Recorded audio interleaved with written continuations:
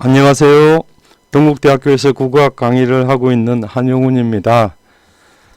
저는 표준국어 대사전과 계레말 큰사전 편찬에 참여하면서 남북어휘를 살피는 일을 해오고 있습니다.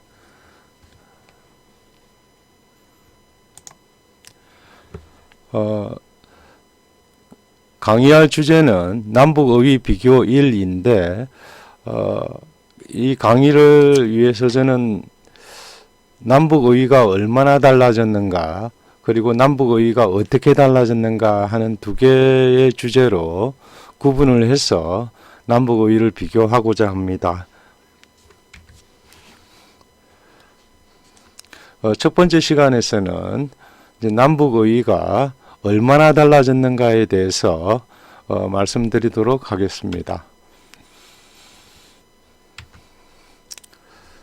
보통 이제 언어는 사회상을 반영하는 거울이라고 말합니다. 사회상을 있는 그대로 어휘가 반영을 하고 있다라는 뜻이죠. 지금 남과 북은, 남한과 북한은 분단 이후 70여 년이 지났습니다. 그리고 이념과 체제가 다른 상황에서 교류마저 단절되어 있는 상황이죠. 따라서 생활방식 및 사고방식 등 여러 부분에서 이질화가 진행되고 있다고 생각을 합니다. 그리고 이러한 현상은 어휘에도, 남북어휘에도 고스란히 반영이 되었습니다. 한번 상상을 해봤습니다. 2013년도에 남한에서 태어난 김철수와 2013년도에 북한에서 태어난 김철수는 어떤 어휘들을, 그리고 어떤 환경에서 어떤 어휘들을 사용하고 있는지를 상상해 본 것입니다.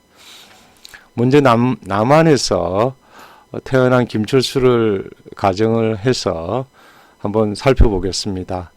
어머니가 보험회사에 다니고 있어서 철수는 만 1세부터 3년간 어린이집에서 보살핌을 받고 2018년도에는 유치원에 들어가고 2023년 현재는 그 6년제 초등학교에 다니고 있습니다. 그리고 2026년도에는 3년제 중학교에 입학할 것이고 2029년도에는 3년제 고등학교에 입학하게 될 것입니다. 그리고 만 18세가 되면 대학 진학 또는 취업을 하거나 또는 군복무를 하게 될 것입니다. 그러면 북한에서 태어난 김철수는 어떤 환경에서 어떤 어휘들을 사용하게 되는지를 알아볼 텐데요. 먼저 여기 제가 그 색깔로 빨간색으로 이렇게 표시한 부분은 북한에서 쓰이는 어휘, 북한에서 쓰지 않는 말들이거나 또는 쓰고 있는 말들이더라도 뜻에서, 의미에서 차이가 있는 단어들을 제가 색깔 표시를 이렇게 해두었습니다. 이제 북쪽을 한번 볼까요? 2013년도에 북한에서 태어난 김철수는 어머니가 기업소에 다니고 있어서 만 1세부터 3년간 타가소에서 보살핌을 받게 됩니다. 그리고 2018년도에는 유치원에 들어가서 낮은 반, 높은 반을 수료했고 2023년도에는 올해죠. 5년제 소학교에 다니고 있습니다. 남쪽이 6년인데 비해서 이제 북쪽은 5년이죠. 남쪽에서는 초등학교라고 그러고 북쪽에서는 소학교라고 그럽니다. 그리고 2025년도에는 초급중학교에 입학하게 될 것이고 2028년도에는 고급중학교에 입학하게 될 것입니다. 북한은 중학교가 6년제입니다. 그리고 고등학교가 없습니다.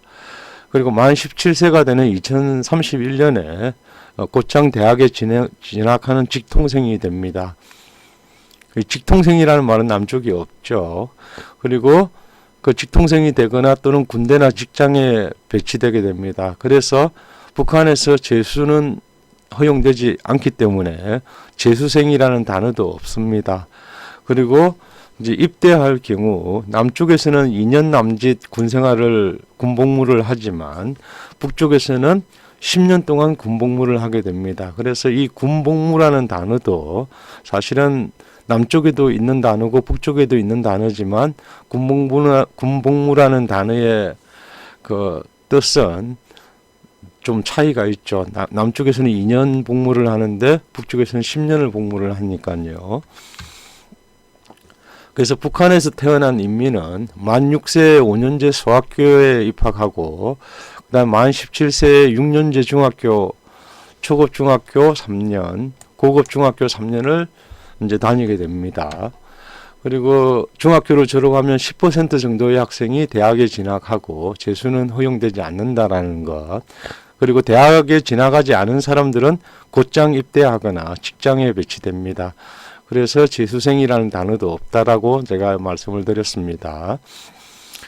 북한 학제하고 사회제도의 한 단면을 이제 상상해 본 것인데 남한과 차이가 있음을 쉽게 알 수 있습니다. 교과서를 한번 살펴볼까요? 그 북한 교과서를 보면 중학교 2학년 교과서인데요. 항상 그 단원의 첫 도입 부분에 이런 영도자 원수님께서는 하는 교시의 말들이 먼저 나옵니다. 이런 식으로 노동을 사랑하고 노동에 성실히 참가하는 것은 공산주의자의 중요한 품성의 하나입니다. 라는 어떤 교시가 맨 앞에 나오고 그 다음에 그 단원의 내용들이 소개가 됩니다. 그리고 수학을 보면 이것도 중학교 제1학년 교과서인데요. 시인수 분해한다라는 것들은 그 남쪽 학생들한테는 굉장히 낯선 단어들이죠. 그 다음에 사회주의 도덕과 법이라는 과목이 있습니다. 중학교 2학년 교과서인데요. 보면 좀 특이한 게 세금 없는 우리나라 이렇게 돼 있죠. 그 공식적으로 북한에서는 세금은 없습니다. 다른 방식으로 세금과 유사한 형태로 이제 인민들한테 거둬들이는 것들이 있긴 한데 공식적으로는 세금이 없다고 이야기를 하고 있습니다. 그리고 같은 교과서에 그 중학교 제5학년 것을 보면 여학생들은 외태머리, 쌍태머리, 그 다음에 여성, 조선옥, 민족 음식 이런 것들이 남쪽 어휘와 표기가 다르거나 잘 쓰지 않는 아니면 전혀 쓰지 않는 단어들이 교과서 내용에 포함되어 있다는 것을 알 수 있습니다. 그 다음에 세계 역사를 보면 역사라는 것도 표기가 다르죠. 남쪽이란 거죠. 그 두음 법칙을 적용을 하지 않기 때문에 그렇죠. 그래서 세계 역사, 러시아, 노동운동, 반파쇼 운동 이런 것들이 남쪽과 표기의 차이가 있습니다. 이상은 이제 북한의 주요 교과서에서 발췌한 내용들인데요. 그 북한의 체제나 사회주의 이념, 생활방식 및 사고방식 등이 고스란히 드러나 있죠. 물론 남쪽 교과서에는 남한의 체제와 이념, 생활방식, 사고방식 등이 반영되어 있겠죠. 이러한 정치 교육 체제나 사회 제도의 차이로 남북 결에는 사고방식 및 생활방식 등에서 적지 않은 차이가 생기게 되었습니다. 이처럼 언어는 사회상을 반영하므로 어휘에도 고스란히 이러한 차이가 반영되어 있습니다. 좀 더 구체적으로 좀 살펴보겠습니다. 남한과 북한에는 각기 국화가 있죠. 남한에서는 무궁화가 국화고 북쪽에서는 목란이 국화입니다. 그리고 북쪽에서는 북쪽의 지도자인 사람들의 그 꽃이 별도로 있습니다. 왼쪽 것이 김일성화고 북쪽 것이 김정일화입니다. 그리고 국가의 세인데요. 남북의 그 국조에도 차이가 있습니다. 남쪽의 국조는 까치고 북쪽에서는 참매입니다. 남한의 국조가 까치라는 것을 우리가 잘 모르는 분들도 좀 많이 있죠, 그죠? 북쪽은 참매인데 그 북쪽 지도자 전용기가 이름이 참매 1호 이렇게 되어 있습니다. 왜냐하면 북쪽의 국조가 하늘을 날아다니는 국조가 참매이기 때문에 그렇습니다. 그리고 이런 글자로 된 것들 외에도 표지판들도 좀 남북의 차이가 있습니다. 남쪽에서는 일시정지를 뭐 정지 스탑 이렇게 되어 있는 표지를 쓰고, 북쪽에서는 거기에서 하는 서에다가 시옷이 붙어 있는 것이죠. 이런 식으로 표지판에도 남북의 차이가 있습니다. 주차는 우리는 주차피 이렇게 되어 있고, 북쪽에서는 둠, 파킹, 그다음 이렇게 주 이렇게 되어 있는 것들도 있더라고요. 횡단보도도 남쪽은 이런 기호를 쓰는데, 북쪽은 이렇게 동그라미 안에 이제 건너는 표시가 되어 있습니다. 뭐 이거는 좀 그 그림이 비슷합니다. 상징 기호가 비슷합니다, 그죠? 속도 규제도 이제 남쪽은 뭐 최대 속도가 80, 최저가 30 이런 식으로 각기 표시되어 있는데, 북쪽에서는 80, 40 이렇게 되어 있죠. 또 다른 걸 한번 볼까요? 남한과 북한에서 각기 쓰는 전문 용어, 특히 자동차 부분에서 전문 용어를 한번 비교를 해보겠습니다. 남쪽에서는 와이프, 뭐 비 올 때 이렇게 쓰는 것들 와이프라고 그러는데, 북쪽에서는 빗물 닦개 또는 물 씻개라고 쓰고요. 우리는 보닛이라고 쓰고, 북쪽에서는 본네트라고 씁니다. 남쪽에서도 이걸 본네트라고 읽는 분들도 좀 있습니다, 그죠? 타이어라고 그러고 다이아라고 그러고, 남쪽에서는 헤드라이트라고 그러는데, 북쪽에서는 전조등 또는 앞등 이렇게 말합니다. 그 다음에 범퍼라고 남쪽에서는 쓰고, 북쪽에서는 밤바 또는 완충장치 이렇게 쓰고요. 트렁크는 남쪽에서는 트렁크, 북쪽에서는 짐칸 이렇게 씁니다. 그리고 미등은 D등 이렇게 쓰죠. 축구 용어도 한번 살펴볼까요? 남쪽에서는 패스라고 쓰고, 북한에서는 연락 또는 파스라고 씁니다. 어시스트라고 쓰고, 득점 연락이라고 북쪽에서는 씁니다. 남한에서는 슈팅 이렇게 하지만 차넣기 슛 이렇게 쓰고 있습니다. 그리고 남쪽에서는 드리블이라고 쓰고, 이제 북쪽에서는 공 몰기 또는 몰기, 뭐 드리블이라고도 쓴다고 합니다. 그 다음에 헤딩이라고 그러고, 남쪽에서는, 북한에서는 머리박기 뭐 이렇게 도 많이 씁니다. 그리고 스로인이라고 그러고, 던져넣기. 그래서 이거를 좀 보시면은, 북한에서는 그 외래어들을 좀 우리 한자어나 고유어 쪽으로 좀 순화를 해서 많이 쓰고 있다는 걸 알 수 있습니다, 그죠? 코너킥도 구석차기, 프리킥도 벌로서 차는 것, 벌차기 이렇게 이제 부른다라는 거죠. 그래서 페널티킥은 이제 11m에서 벌로 차는 차기다 해서 11m 벌차기 이렇게 페널티킥을 부르고 있습니다. 그 다음에 컴퓨터 쪽도 한번 볼까요? 컴퓨터 쪽도 보면은 남쪽에서는 이제 컴퓨터 운영 체제를 윈도우즈를 쓰고 있지만, 북쪽에서는 운영 체제를 자체적으로 새로 개발을 했습니다. 붉은 별이라는 프로그램인데요. 그리고 그 키보드의 좌판도 우리는 ESC라고 많이 부르는데, 북쪽에서는 탈탭, ESC라고 쓰기도 합니다. 탭 또는 타브 이렇게 쓰고요. 딜리트라고 우리는 남쪽에서는 많이 쓰는데, 북쪽에서는 지우기, 삭제 이렇게도 많이 씁니다. 물론 딜리트라고도 쓰기도 합니다. 그리고 스페이스바라고 우리는 많이 쓰는데, 북쪽에서는 공백D 또는 공백건이라고도 많이 씁니다.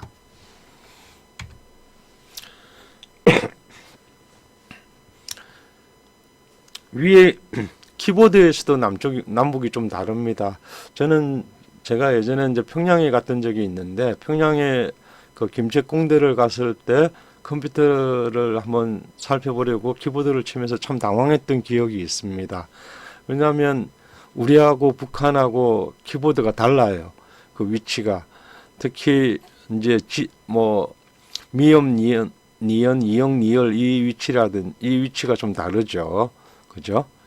이 위치가 다르고, 그래서 참 글자를 입력하는 것이 쉽지가 않았던 기억이 있습니다. 그래서 이 키보드를 남북이 통일하는 뭐 그런 남북 회의도 열리고 그랬었습니다. 뭐 가급적이면 이런 기계류들 특히들은 좀 남북이 좀 그 서로 의논을 해가지고 이거 한번 익혀놓으면은 참 바꾸기가 힘들잖아요. 그래서 협의를 해서 좀 잘 바꾸는 노력들을 좀 할 필요가 있지 않았을까 이런 생각도 좀 듭니다. 지금 이미 이제 남북의 이제 결애들은 이거를 남쪽은 남쪽 사람들 자판을 다 외웠고 북쪽은 북쪽 사람들 자판을 다 외웠는데 이거를 어떤 방식으로 통일을 할지, 예를 들면 키보드의 자판을 하나만 바꿔도 이게 굉장히 불편하게 되는데 이거를 어떤 방식으로 통일할 수 있을지도 참 고민거리 중에 하나입니다. 그죠? 그래서 지금 첫 번째 강의는 제가 남북의 의의가 얼마나 달라졌는가에 대해서는 지금 말씀을 드리고 있는데요. 그래서 이 얼마나 달라졌는가를 파악을 하기 위해서 남한과 북한의 대표적인 두 사전을 비교를 해봤습니다. 표준국어 대사전은 남한에서 편찬한 첫 번째 대사전이고요. 조선말 대사전은 북한의 대표적인 대사전입니다. 이 올림말은 표제어라고도 그러는데 표준국어 대사전 1999년도에 편찬한 표준국어 대사전은 총 50만 6천 개 정도 단어가 있는데요. 그 중에 이제 북한어 6만 6천여 개가 포함이 되어 있습니다. 이것을 빼면 한 44만 개 정도, 남한 사전이니까 북한어를 빼면 한 44만 개 정도 되는데 북한 조선말 대사전은 한 35만 2천여 개 정도 어휘가 있습니다. 그래서 비교를 해봤더니 남한의 표준국어 대사전에만 있는 어휘는 22만 8천여 개고 북한의 조선말 대사전에만 있는 어휘는 13만 8천여 개입니다. 이것을 좀 풀어서 말씀을 드리면 북한 사람들은 22만 8천여 개의 단어에 대해서 알 수가 없다라는 거죠. 알 수 있는 남쪽 책을 볼 수가 없기 때문에 알 수 있는 방법도 없다라는 거죠. 그리고 조선말 대사전에만 등재된 것은 한 13만 8천 개 정도 되어 있습니다. 그래서 이것을 보면은 남북의 차이가, 왜냐하면 44만 개 중에 22만 8천 개면 50%가 넘습니다. 그죠? 이런 차이가, 남북의 차이가 있다라는 거죠. 그래서 이 어휘 차이를 조금 더 구체적으로 살펴보기 위해서 일반어하고 전문어로 분류를 한번 해봤습니다.